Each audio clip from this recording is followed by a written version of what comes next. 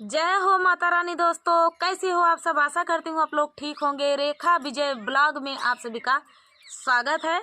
आज सुनाएंगे आप सभी को माता रानी का देवी गीत। बहुत ही प्यारा देवी गीत है, सुनिएगा और बताइएगा कैसा लगा। बहुत ही प्यारा देवी गीत है, तो देर न करते हुए चलिए सुनाते हैं ये प्यारा सा माता रानी का देवी गीत।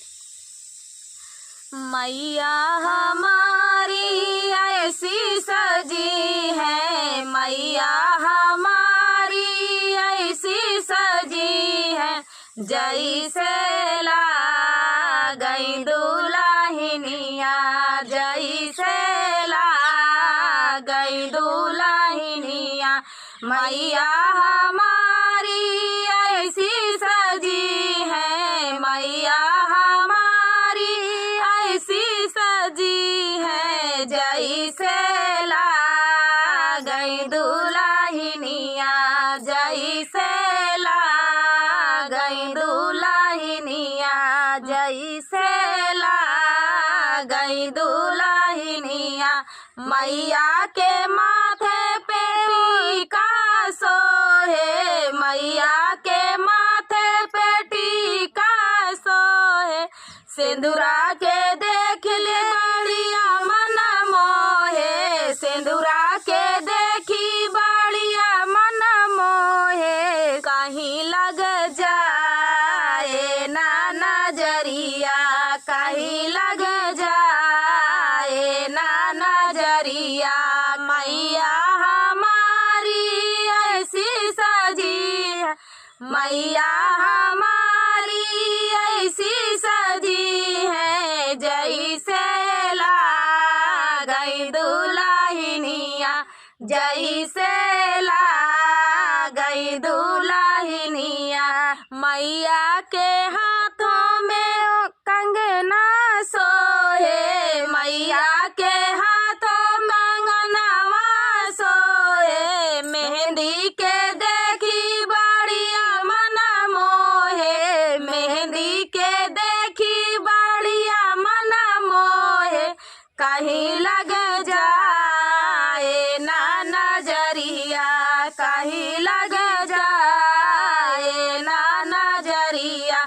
मैया हमारी ऐसी सजी है, मैया हमारी ऐसी सजी है, जैसे ला गई दुल्हनिया, जैसे ला गई दुल्हनिया।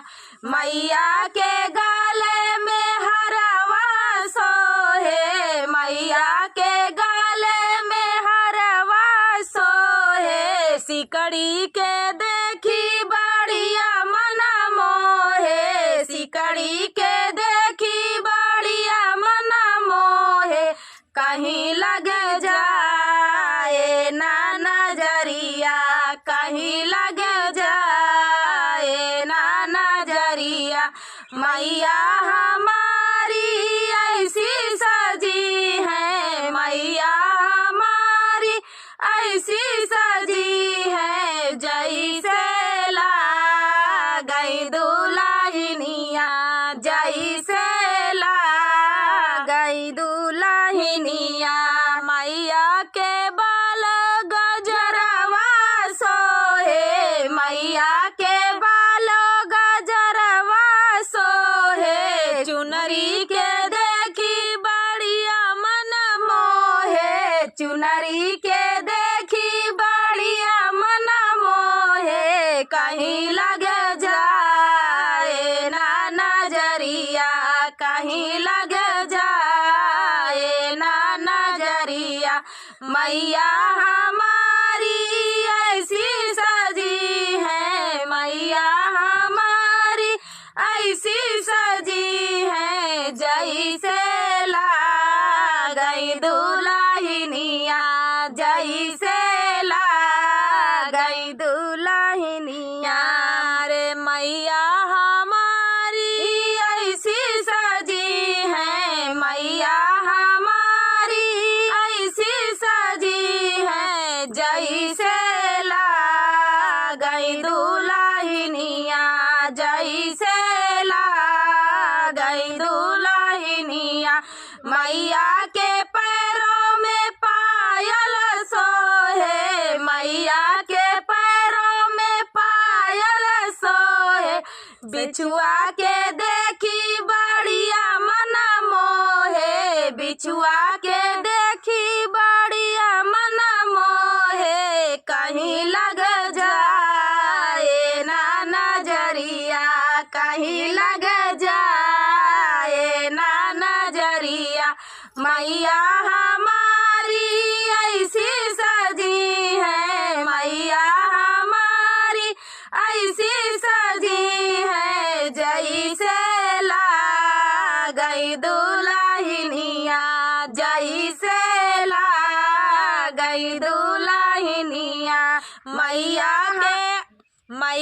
के अंग पे सड़िया सोहे, मैया के अंग पे सड़िया सोहे। चुनरी के देखी बढ़िया मन मोहे, लहंगा के देखी बढ़िया मन मोहे। कहीं लग जाए ना नजरिया, कहीं लग जाए ना नजरिया।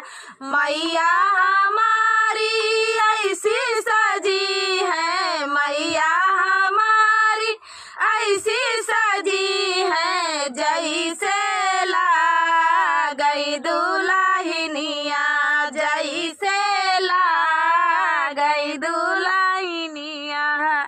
तो दोस्तों ये प्यारा सा देवी गीत आप सभी को कैसा लगा कमेंट में बताना दोस्तों। फुल वॉच करने के लिए धन्यवाद। माता रानी आप सभी के ऊपर कृपा अपनी बनाए रखें, सभी की मनोकामना पूर्ण हो।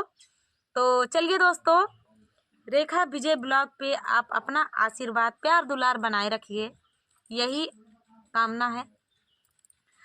तो चलिए दोस्तों, मिलते हैं अगले वीडियो में, तब तक के लिए जय माता रानी।